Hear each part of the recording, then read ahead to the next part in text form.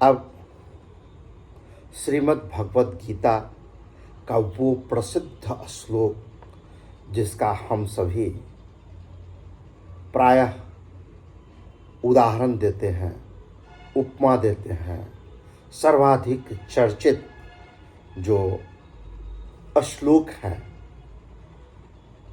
श्रीमद् भगवत गीता के द्वितीय अध्याय का 47वां श्लोक, आइए उसे हम लोग सुने और उसके बारे में विस्तार से चर्चा करें।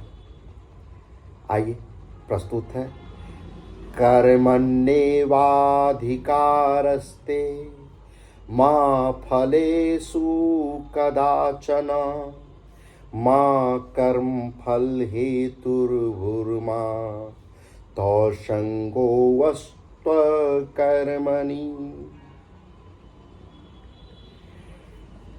कर्मणि मतलब कर्तव्य कर्म करने में एव ही ते तेरा अधिकार है, फलेषु फलों में, कदाचन कभी, मां मतलब नहीं, अतः तू कर्म फल हेतु कर्म फल का हेतु भी, मां मत फू बन, ते तेरी, अकर्मणि कर्म न करने में भी, संगः आसक्ति, मां न अस्तु हो।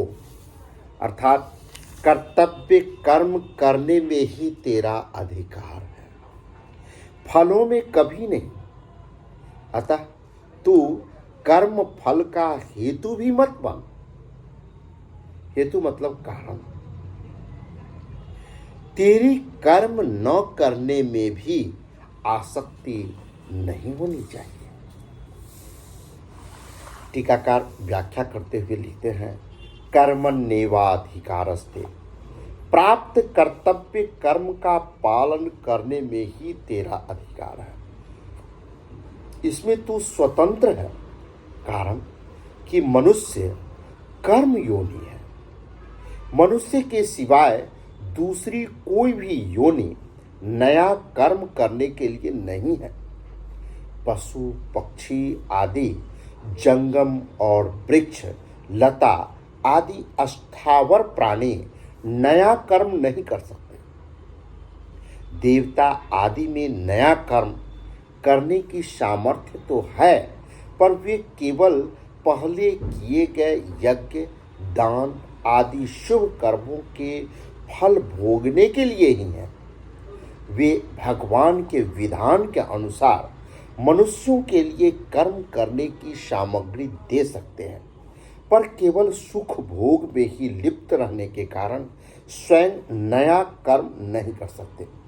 नारकीय जीव भी भोग योनि होने के कारण अपने दुष्कर्मों का फल भोगते हैं, नया कर्म नहीं कर सकते।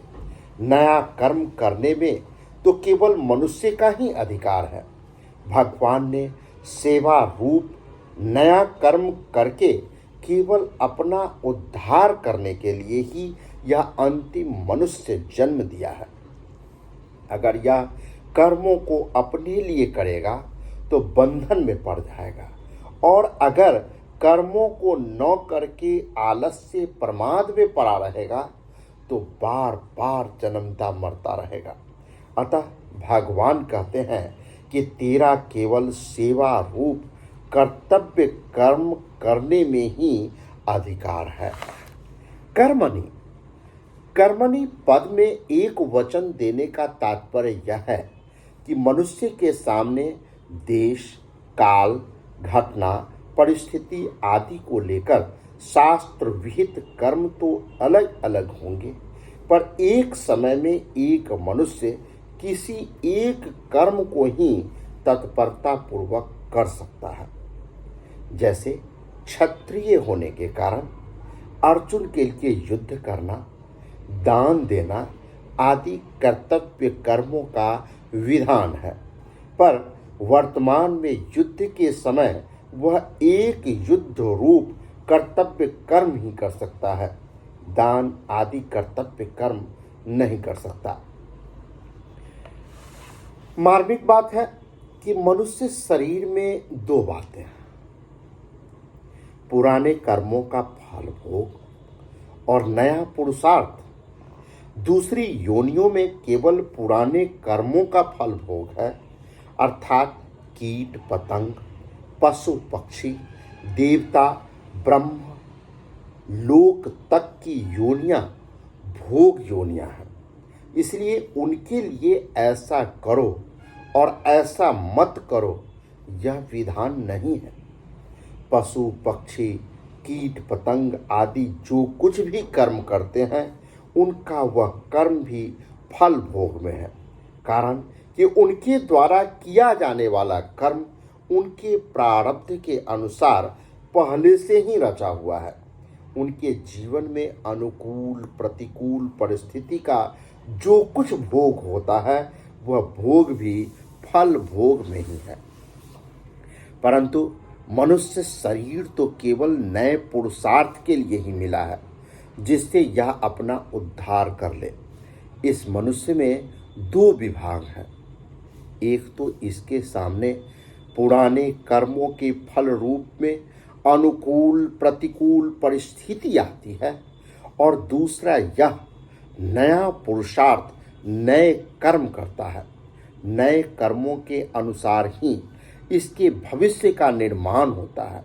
इसलिए शास्त्र, संत महापुरुषों का विधि निषेध, राज्य आदि का शासन केवल मनुष्यों के लिए ही होता है, क्योंकि मनुष्य में पुरुषार्थ की प्रधानता है, नए कर्मों को करने की स्वतंत्रता है, परंतु पिछले कर्मों के फल स्वरूप मिलने वाली अनुकूल प्रतिकूल परिस्थितियों को बदलने में यह परतंत्र है। तात्पर्य है कि मनुष्य कर्म करने में स्वतंत्र और फल प्राप्ति में परतंत्र है, अर्थात दूसरे के अधीन है। मतलब स्पष्ट है कि हमें सिर्फ कर्म करने की ही आजादी है, और किए गए कर्म के अनुरूप फल पाने की आज़ादी नहीं है। ये दूसरे के अधीन है, परमात्मा के अधीन है, और ये प्रकृति के अधीन है। जैसा कर्म होगा उसी के अनुरूप फल मिलेगा। इसलिए फल की चिंता हमें नहीं करना है। इस मामले में हम दूसरे के अधीन हैं, परंतु अनुकूल प्रतिकूल रूप से प्राप्त परिस्थिति का सदुपयोग करके मनुष्य उसको अपने उद्धार की साधन सामग्री बना सकता है, क्योंकि यह मनुष्य शरीर अपने उद्धार के लिए ही मिला है। इसलिए इसमें नया पुरुषार्थ भी उद्धार के लिए है, और पुराने कर्मों के फल रूप से प्राप्त परिस्थिति भी उद्धार के लिए ही है। इसमें एक विशेष समझने की बात यह है कि इस मनुष्य जीवन में प्रारब्ध के अनुसार जो भी शुभ या अशुभ परिस्थिति आती है, उस परिस्थिति को मनुष्य सुखदायी या दुखदायी तो मान सकता है, पर वास्तव में देखा जाए तो उस परिस्थिति से सुखी या दुखी होना कर्मों का फल नहीं है, प्रत्युत मूर्खता का फल है। कारण कि परिस्थिति तो बाहर से बनती है, और सुखी दुखी होता है वह स्वयं उस परिस्थिति के साथ तादात्म्य करके ही यह सुख दुख का भोक्ता बनता है। अगर मनुष्य उस परिस्थिति के साथ तादात्म्य न करके उसका सदुपयोग करे, तो वही परिस्थिति उसका उद्धार करने के लिए साधन सामग्री बन जाएगी। सुखदायी परिस्थितियों का सदुपयोग है दूसरों की सेवा करना, और दुखदायी परिस्थितियों का सदुपयोग है सुख भोग की इच्छा का त्याग करना। दुखदायी परिस्थिति आने पर मनुष्य को कभी भी घबराना नहीं चाहिए, प्रत्युत यह विचार करना चाहिए कि हमने पहले सुख भोग की इच्छा से ही पाप किए थे, और वे ही पाप दुखदाई परिस्थिति के रूप में आकर नष्ट हो रहे हैं। इसमें एक लाभ यह है कि उन पापों का प्रायश्चित हो रहा है और हम शुद्ध हो रहे हैं। दूसरा लाभ यह है कि हमें इस बात की चेतावनी मिलती है कि अब हम सुख भोग के लिए पाप करेंगे तो आगे भी इसी प्रकार की दुखदाई परिस्थितियों का सामना करना पड़ेगा। इसलिए सुख भोग की इच्छा से अब कोई काम करना ही नहीं है, प्रत्युत प्राणी मात्र के हित के लिए काम करना। तात्पर्य ये हुआ कि पशु पक्षी कीट पतंग आदि योनियों के लिए पुराने कर्मों का फल और नया कर्म, ये दोनों के दोनों ही भोग रूप में ही है। और मनुष्य के लिए पुराने कर्मों का फल और नया कर्म पुरुषार्थ, ये दोनों ही उद्धार के साधन हैं। माँ फलेषु कदाचन, फल में तेरा किंचन मात्र भी अधिकार नहीं है, अर्थात फल की प्राप्ति में तेरी स्वतंत्रता नहीं है, क्योंकि फल का विधान तो मेरे अधीन है। अतः फल की इच्छा न रखकर कर्तव्य कर्म कर। अगर तू फल की इच्छा रखकर कर्म करेगा तो तू बंध जाएगा। फूले फले शक्तो निबध्यते, गीता 5वें अध्याय के 12वें श्लोक में। कारण कि फल की इच्छा अर्थात भोक्तृत्व पर ही कर्तव्य टिका हुआ है, अर्थात भोक्तृत्व से ही कर्तव्य आता है। फलेच्छा सर्वथा मिटने से कर्तव्य मिट जाता है और कर्तव्य मिटने से मनुष्य कर्म करता हुआ भी नहीं बनता। भाव यह हुआ कि वास्तव में मनुष्य कर्तव्य में उतना फंसा हुआ नहीं है जितना फल की इच्छा अर्थात भोक्तृत्व में फंसा हुआ है। अंतःकरण में भोक्तृत्व मतलब फल की इच्छा, फल के प्रति आसक्ति अधिक रहने के कारण ही मनुष्य भगवत प्राप्ति, तत्व ज्ञान, प्रेम प्राप्ति आदि में कर्मों को कारण मानता है। वास्तव में भगवत प्राप्ति और कर्मों पर निर्भर नहीं है, प्रत्युत भाव और बोध पर ही निर्भर है। कारण कि अप्राप्त पदार्थों की प्राप्ति तो कर्मों पर निर्भर है, पर नित्य प्राप्त तत्व की प्राप्ति कर्मों पर निर्भर नहीं है। दूसरी बात, जितने भी कर्म होते हैं वे सभी प्राकृत पदार्थों और व्यक्तियों के संगठन से ही होते हैं। पदार्थों और व्यक्तियों के संगठन के बिना स्वयं कर्म कर ही नहीं सकता। अतः इनके संगठन के द्वारा किए हुए कर्म का फल अपने लिए चाहना ईमानदारी नहीं है। अतः कर्म का फल चाहना मनुष्य के लिए हितकारक नहीं है। फल में तेरा अधिकार नहीं है। इससे यह बात सिद्ध हो जाती है कि फल के साथ संबंध जोड़ने में अथवा न जोड़ने में मात्र मनुष्य स्वतंत्र है, सबल है। इसमें वे पराधीन और निर्बल नहीं है।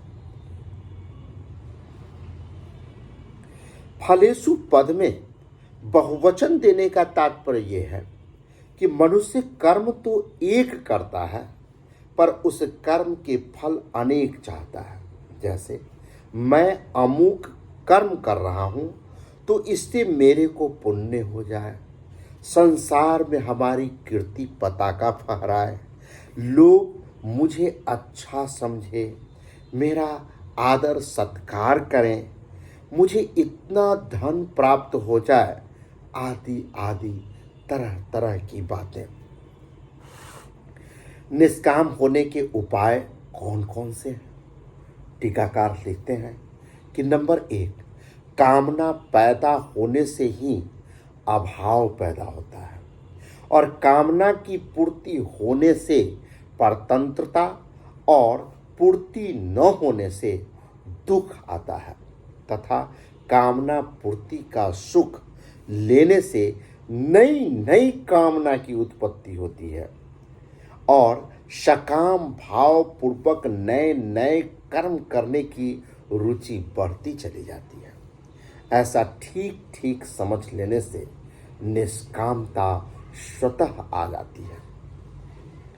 दूसरा, कर्म नित्य नहीं है क्योंकि उनका आरंभ और अंत होता है, तथा उन कर्मों का फल भी नित्य नहीं है क्योंकि उनका भी संयोग और वियोग होता है, परंतु स्वयं नित्य है।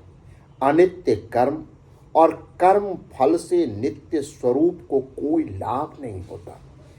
ऐसा ठीक समझ लेने से निष्कामता आ जाती है। निष्काम होने से संसार का संबंध छूट जाता है और परमात्म तत्व की प्राप्ति हो जाती है। कर्मों में निष्काम होने के लिए साधक में तेजी का विवेक भी होना चाहिए और सेवा भाव भी होना चाहिए, क्योंकि इन दोनों के होने से ही कर्म योग ठीक तरह से आचरण में आएगा। नहीं तो कर्म हो जाएंगे पर योग नहीं होगा।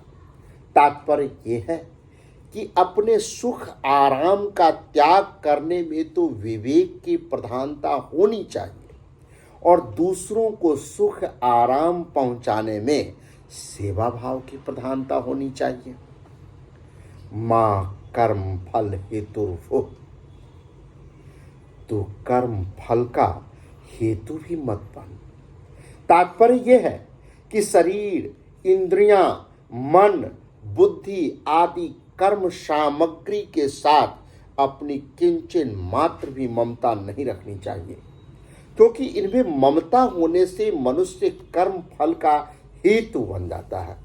आगे 5वें अध्याय के 11वें श्लोक में भी भगवान ने शरीर, मन, बुद्धि और इंद्रियों के साथ केवलय पद देकर बताया है कि शरीर आदि के साथ किंचन मात्र भी ममता नहीं होनी चाहिए।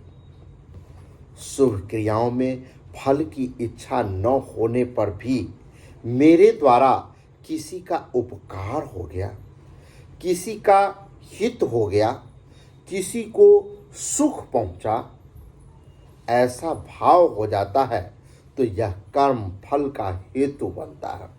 कारण कि ऐसा भाव होने से शुभ कर्म के साथ और मन, बुद्धि, इंद्रियों आदि के साथ संबंध हो जाता है, जो कि असत का संग है। वास्तव में अंतःकरण, बहिःकरण और क्रियाओं के साथ हमारा कोई संबंध नहीं है। इनका संबंध समष्टि संसार के साथ है। जैसे दूसरे किसी व्यक्ति के द्वारा दूसरे किसी का हित होता है तो उसमें हम अपना संबंध नहीं मानते, उसमें अपने को निमित्त नहीं मानते। ऐसे ही अपने कहलाने वाले शरीर आदि से किसी का हित हो जाए तो उसको अपने को निमित्त न माने, उसका श्रेय अपने ऊपर न ले। जब अपने को किसी भी क्रिया में निमित्त हेतु मानेंगे ही नहीं तो कर्म फल का हेतु भी नहीं बनेंगे। माते संगो अस्त्व कर्मणि, कर्म न करने में भी तेरी आसक्ति नहीं होनी चाहिए। कारण कि कर्म न करने में आसक्ति होने से आलस्य, प्रमाद आदि होंगे। कर्म फल में आसक्ति रहने से जैसा बंधन होता है वैसा ही बंधन कर्म न करने से आलस्य, प्रमाद आदि होने से होता है। क्योंकि आलस्य, प्रमाद का भी एक भोग होता है, अर्थात उनका भी एक सुख होता है जो तमोगुण है। निद्रा आलस्य प्रमादोत्थम तत्ताम समुदाहतम, गीता 18वें अध्याय के 39वें श्लोक में, और जिसका फल अधोगति होता है। गीता में कहा गया अधो गच्छन्ति तामसा, 14 अध्याय के 18वें श्लोक में। तात्पर्य यह हुआ कि राग आसक्ति कहीं भी होगी तो वो बांधने वाली ही होगी। कारणम गुण संगोष्य सद्यो निजन्मसु। गीता 13वें अध्याय के 21वें श्लोक में कर्म रहित होने से हमें लौकिक लाभ मिलेगा, संसार में हमारी प्रसिद्धि होगी आदि कोई सांसारिक प्रयोजन भी नहीं होना चाहिए, और समाधि लग जाने से आध्यात्मिक तत्व में हमारी स्थिति होगी आदि कोई पारमार्थिक प्रयोजन भी नहीं होना चाहिए। तात्पर्य यह है कि कर्म न करने से सांसारिक और पारमार्थिक उन्नति होगी। यह भी कर्म न करने में आसक्ति है, क्योंकि वास्तविक तत्व कर्म करने और न करने से अतीत है। इस श्लोक में भगवान का यह तात्पर्य मालूम देता है कि परिवर्तनशील वस्तु, व्यक्ति, पदार्थ, क्रिया, घटना, परिस्थिति, अवस्था, स्थूल सूक्ष्म शरीर आदि के साथ साधक की सर्वथा निर्लिप्तता होनी चाहिए। इनके साथ किंचन मात्र भी किसी तरह का संबंध नहीं होना चाहिए। इस श्लोक के 4 चरणों में 4 बातें आई है। नंबर 1, कर्म करने में ही तेरा अधिकार है। 2, फल में कभी तेरा अधिकार नहीं है। 3, तू कर्म फल का हेतु भी मत बन। और 4, कर्म न करने में भी तेरी आसक्ति न हो।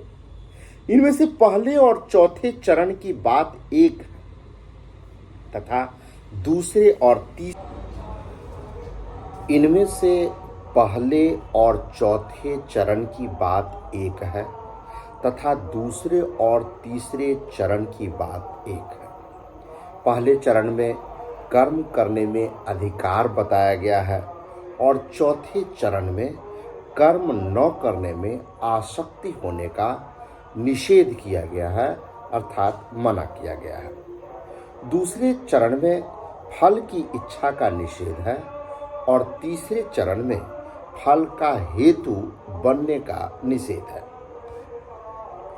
तात्पर्य यह हुआ कि अकर्मण्यता में रुचि होने से प्रमाद, आलस्य आदि तामसी वृत्ति के साथ तेरा संबंध हो जाएगा।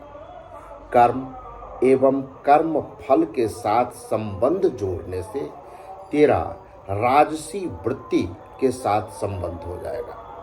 प्रमाद, आलस्य, कर्म फल आदि का संबंध न रहने पर जो विवेक जन्य सुख होता है, प्रकाश मिलता है, ज्ञान मिलता है, उसके साथ संबंध जोड़ने से सात्विकी वृत्ति के साथ संबंध हो जाएगा। इनके साथ संबंध होना ही जन्म मरण का कारण है। अतः साधक कर्म फल और इनके त्याग का सुख, इनमें से किसी के भी साथ अपना संबंध न जोड़े, इनमें राग या आसक्ति न पैदा करें। कर्म करते हुए इनके साथ संबंध न रखना कर्म योग कहलाता है।